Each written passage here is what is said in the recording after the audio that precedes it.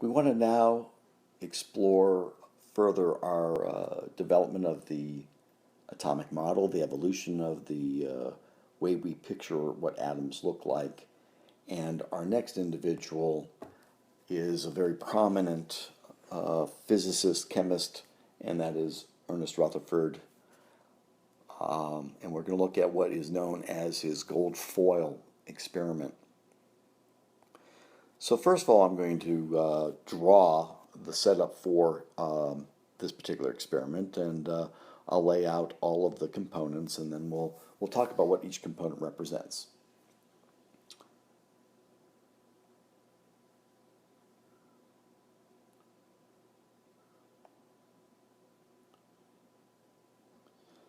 So what we have here, over to the left-hand side, this rectangular black box is actually a lead box, and lead, you probably know from your everyday experience, is great at blocking radiation. So this box is made of lead because it's going to contain a radioactive isotope, a radioisotope, and it was chosen because it would release a particular kind of radiation known as alpha particles. So this is really an alpha emitter that is inside of the box. And alpha particles are really helium nuclei.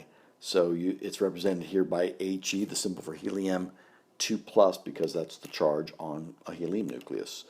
You can see, though, at the front edge of the box that a hole has been drilled into it so that as whatever this isotope is, as it decays, the alpha particles are being released, and since there's a hole, there's a place for them to escape from the box. And you can see them traveling away from that hole, and they're traveling straight on towards that blue line, and that blue line actually represents the target. In this case, the target was made out of a very thin piece of gold foil. Now, I would like to be able to see where these alpha particles end up when they emerge on the other side of that gold foil. And so surrounding the gold foil target, I have a screen, and the screen is kind of a semicircular, very nearly circular configuration, and on its inside surface it is coated with fluorescent material. Fluorescent materials, when when particles strike it, the fluorescent material will begin to glow. It will fluoresce. And in that way, wherever it glows, I know that's where the alpha particles are emerging when they come out on the other side of this gold foil. Now, Ernest Rutherford kind of had a feeling that because of the plum pudding model, he thought the alpha particles would go straight through. All right, and here you see depicted that that was the case. There were some alpha particles. As a matter of fact, many of them, if not most of them, were ending up in the very center of the screen. They pretty much stayed on the path that they had originated on. But when he kept watching this progression of this experiment, he saw some off-center a little bit, and then he saw some off-center quite a bit. Then he saw some off-center at an incredible angle, and he even was able to observe that there were some alpha particles going back from where they originated from, and that's from the that lead box. So he's thinking that the alpha particles are going to pretty much go straight through, but he's seeing them all over the place. A small percentage are at very, very large angles.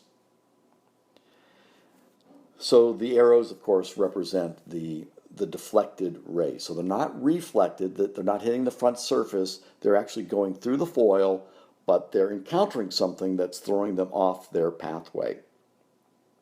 Now, there are other ways of depicting this.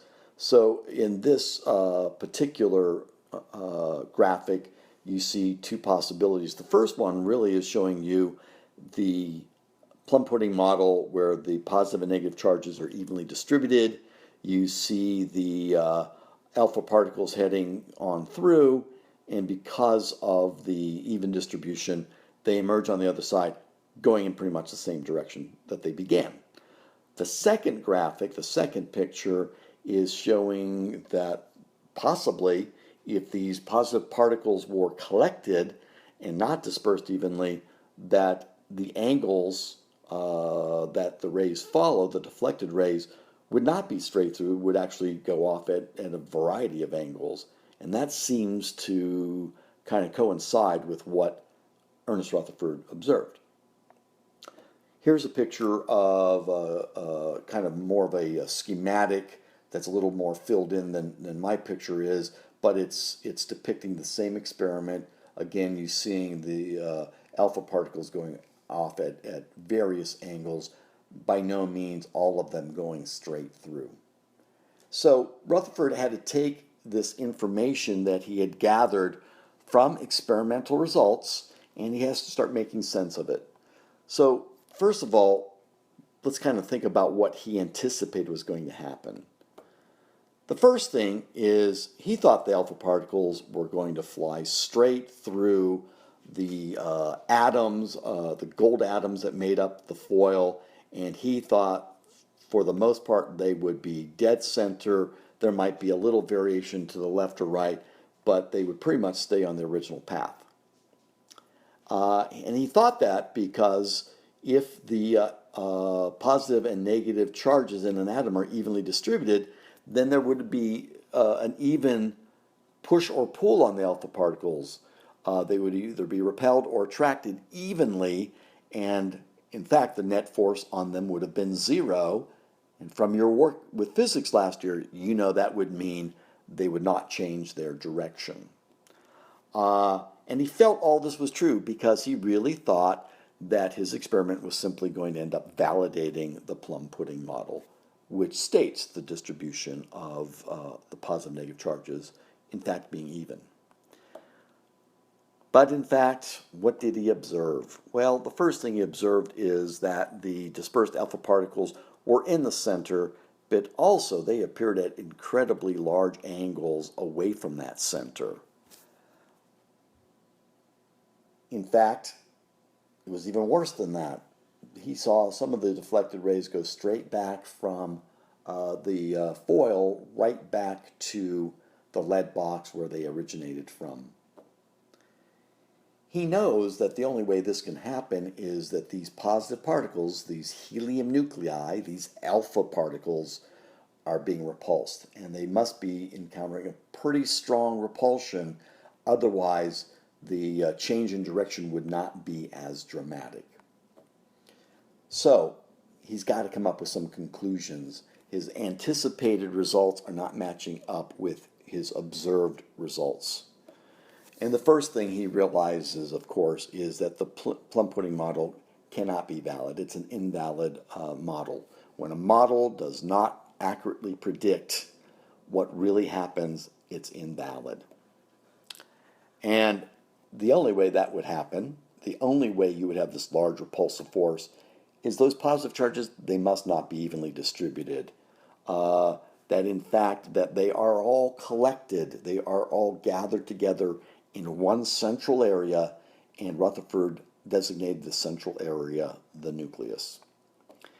And so, this is a new component to an atom. We hadn't heard about nuclei from J.J. Thomson. So we have now our third model of the atom, and that is the Rutherford atom, where you now have all these positive charges collected in a central nucleus. The only thing that Rutherford indicated about the electrons is they're just not in the nucleus. They're somewhere outside of the nucleus, and they're orbiting in some fashion. He didn't really get specific about exactly how they are arranged. And so we have our third picture of what an atom looks like. There you see in the center that red nucleus. You see these positive charges collected there. And in green, these electrons that J.J. had discovered are simply outside there, orbiting in some fashion. Rutherford really didn't explore that aspect of the atom. So there you have the Rutherford atom, the nucleus being discovered by Ernest Rutherford.